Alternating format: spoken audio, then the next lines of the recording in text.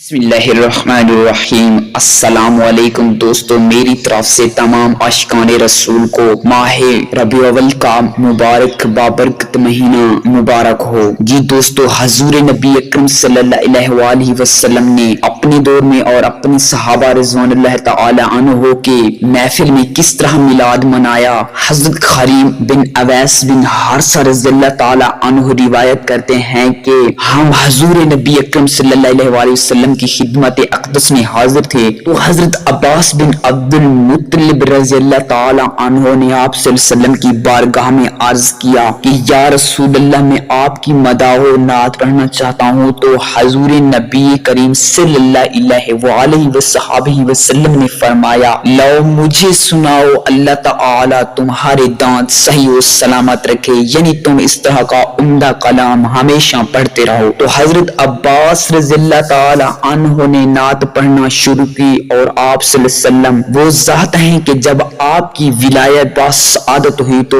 آپ کے نور سے ساری زمین چمک اٹھی اور آپ کے نور سے افق عام روشن ہو گیا۔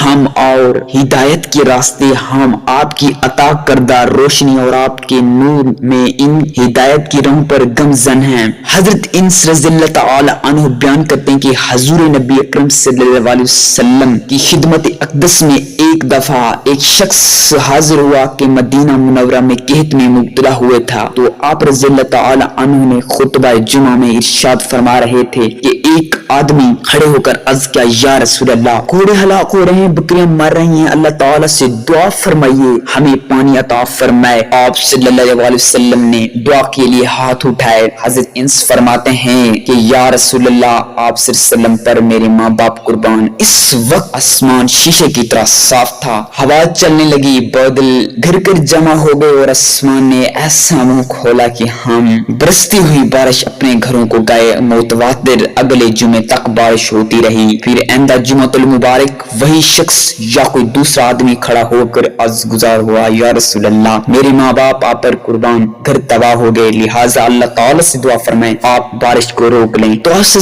اللہ علیہ وسلم اس شخص کی بات سن کر مسکرا پڑے اور اپنے سر اقدس کو اوپر بارش کی طرف انگلی مبارک سے ارشاد فرمایا، ہمیں چھوڑ کر ہمارے گرد برس۔ تو ہم نے دیکھا کہ اس وقت بادل مدینہ منورہ کے اوپر سے ہٹ کر یوں چاروں طرف جھٹ گئے کہ گویا تاج ہیں۔ حضرت عثمان بن حنیف رضی اللہ تعالی عنہ بیان کرتے ہیں کہ ایک نبینہ شخص حضور نبی اکرم صلی اللہ علیہ وسلم کی خدمت میں حاضر ہوا، عرض کیا، یا رسول اللہ، میرے لیے خیر و عافیت یعنی بینائی کی دعا فرمایا۔ آپ صلی اللہ علیہ وسلم نے ارشاد فرمایا، اگر تو چاہے تو تیرے لیے دعا کو مؤخر کر دیں جو تیرے لیے بہتر ہے، اور اگر تو چاہے تو تیرے لیے یوں دعا کریں کہ جو تیرے حق میں بہتر ہو۔ تو اس نے عرض کیا، یا رسول اللہ، دعا فرمائیے۔ رسول اللہ صلی اللہ علیہ وسلم نے اچھی طرح وضو کرنے اور 2 رکعت نماز ادا کرنے کا حکم دے کر فرمایا، اس کے بعد دعا کرنا انشاءاللہ قبول و مقبول ہو گئی۔ تو رسول اکرم صلی اللہ علیہ وآلہ وسلم کا ایک واقعہ ہے کہ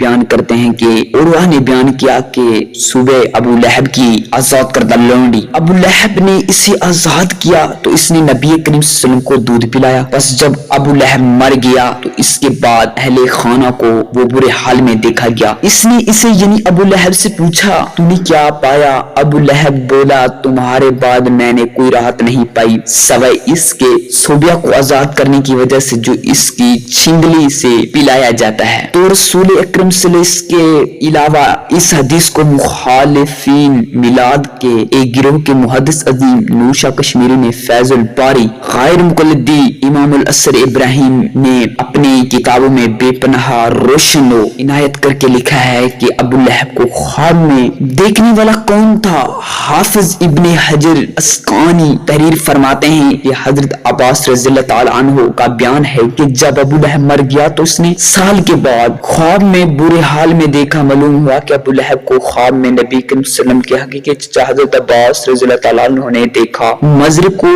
بالا روایت سے معلوم ہو گیا دیا کہ ابو لہب جیسے کہ بدبخت کافر مذمت قرآن مجید میں جس کی پوری آیات موجود ہے۔ تو اکثر محدثین کرام رضی اللہ تعالیٰ عنہ روایت کرتے ہیں کہ خوشی منانے اور محفل میلاد کے انقلاب کے ثبوت پر پیش چاند ایک محدثین کی پیش خدمت میں شیخ القرآن المحدث نے فرمایا کہ جب نبی اکرم صلی اللہ علیہ وسلم کی ولادت باسعادت کے موقع پر خوشی منانے کے اجر میں اس ابو لہب کی عذاب میں بھی تخفیف کر دی جاتی ہے جس کی مذمت قرآن مجید میں ایک مکمل صورت نازل ہوئی، تو امت محمد صلی اللہ علیہ وسلم کے اس مسلمان کو ملنے والے اجر ثواب کا کیا عالم ہوگا۔ آپ صلی اللہ علیہ وسلم کی میلاد کی خوشی مناتا ہے اور آپ صلی اللہ علیہ وسلم کی محبت اور آپ کے عشق میں